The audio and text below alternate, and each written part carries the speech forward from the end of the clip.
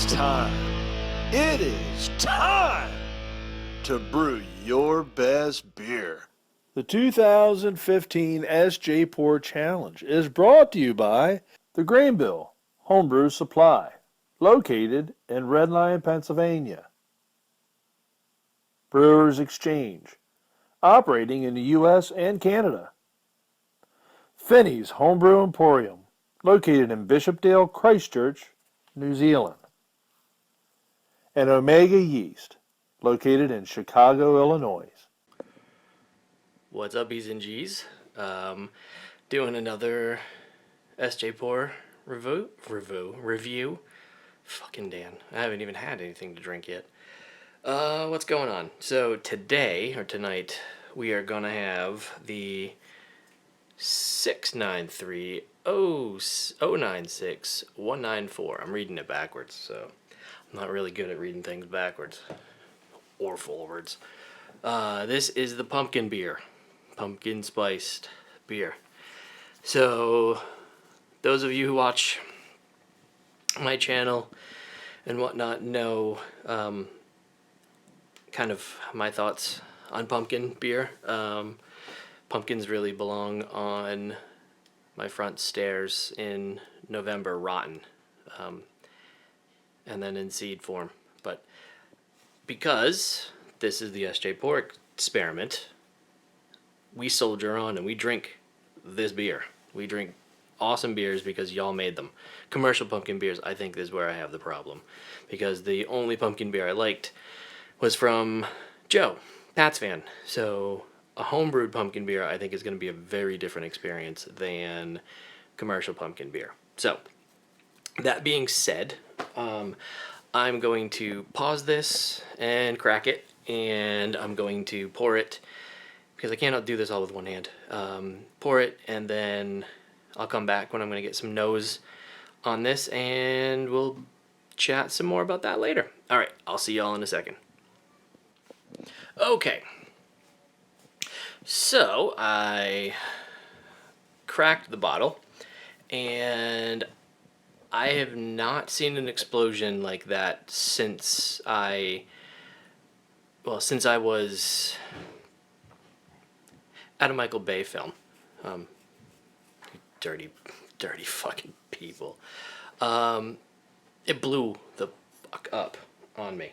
So this is what I was able to salvage. There's a lot of head. And I think that force pulled a lot of sediment out of the bottle.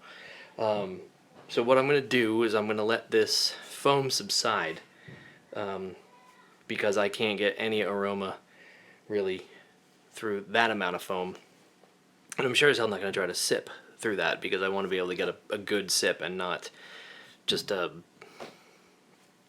carb sip. So I'm going to pause this, let this settle, and I will be back in a bit. I'm going to take some initial appearance notes and stuff, and then we'll come back with, well, in fact, we can do appearance right now. Even though it's hazy, because of all of the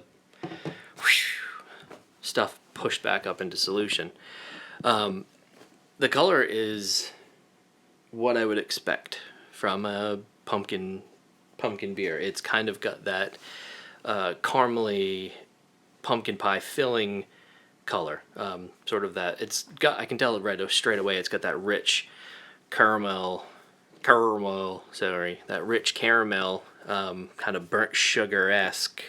I use esque a lot. That sort of burnt sugar nose, from what I can kind of pick up already just this far away from it.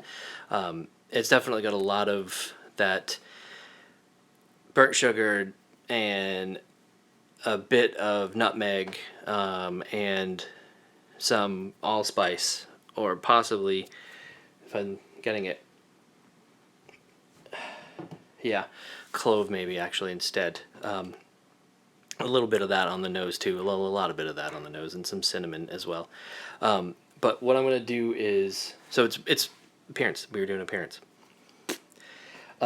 So yeah, it's got that color. It's got that caramel sort of color, that caramel nose to it. It's when I hold it, the head was creamy-ish, khaki. It's definitely thick and creamy. I mean, it's khaki colored. It's almost coffee, coffee, depending on which one you want to look at it, who spilt what on what. Anyway, so I'm gonna let this sit for a minute. I'm going to go pitch some yeast and some cider, and I will be back. So see you in a second. All right, y'all, I'm back. Sorry about that. Although for you it was almost instant. For me, it's been about 25 to 30 minutes. So I'm back with this. The head subsided, it died down. There's a reason that the head's there now, and that's because I've been swirling it around to see if I can release some of the volatiles that are in this, I think. I have a feeling that my bottle might be infected with that kind of explosion. I don't know if it's what it could have come from, but there's a bit of a cabbagey smell in this, which is why I keep trying to release, swirl this up and try to push off. I'm wondering if there's some DMS in this. Granted, I know there's pumpkin in this, so some sort of vegetable smell is going to be present. If it was like acetyl dihide or something like that, we'd have green apple and pumpkin, and the pumpkin is kind of fighting itself anyway because it's in here. But I think there's something else at play other than just pumpkin in this. The mouthfeel too kind of gives a little bit of that away. I feel like there's a really dryness on my tongue towards the front and side, kind of that front bit that I kind of get from that puckering. I don't know how to put it. It kind of dries me up a little bit. I'm still getting on the nose though some of those spices, and in the like I said before, I was definitely getting like a nutmeggy, clove, cinnamon kind of aroma, and I'm still getting that as this kind of wafts out of the glass. As you can see, I'm kind of swishing around. When I taste it, I'm getting some.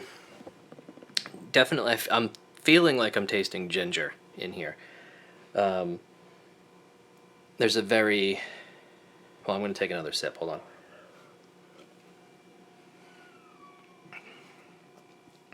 There's a very spicy but clean flavor that pushes through my palate from the front to the back, or from the back to the front, actually, which is surprising.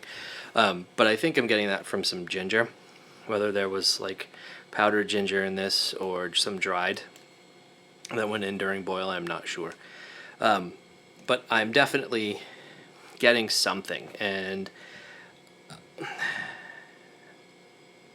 I think this could be a really great beer had my bottle. I think it's down to luck of or unluck of the draw in some respects, because I feel like this is not a full batch problem. This is like a single bottle issue, which, hold on a second. Sorry about that, kids. So yeah, I think that this is a single bottle issue, not a full batch issue. Because like I said, some of the aromas coming off of this are really, they're great. But I do think there's some aromas coming off of here that aren't supposed to be there. And I think that's unfortunate, because even though it's not dominant, it's still there. So I hope that this is just me, and that it's just I got shit luck. Hopefully, there's some left over.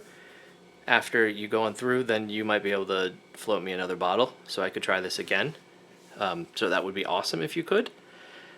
Just saying. But yeah, the mouthfeel, other than the puckering little bit that I'm getting, feels like it should be. It's right. It's there. So there's a lot going on with this that's good. Like I said, I think there's just one little bad thing, and that just came from my bottle. Because that thing, damn near hit the ceiling. So, thank you for this, and like I said, hopefully there's another bottle floating around that you might be able to give me at some point, and we can discuss. So, hope that didn't sound too bad, and good luck. So, cheers. Bye. The fuck you talking about?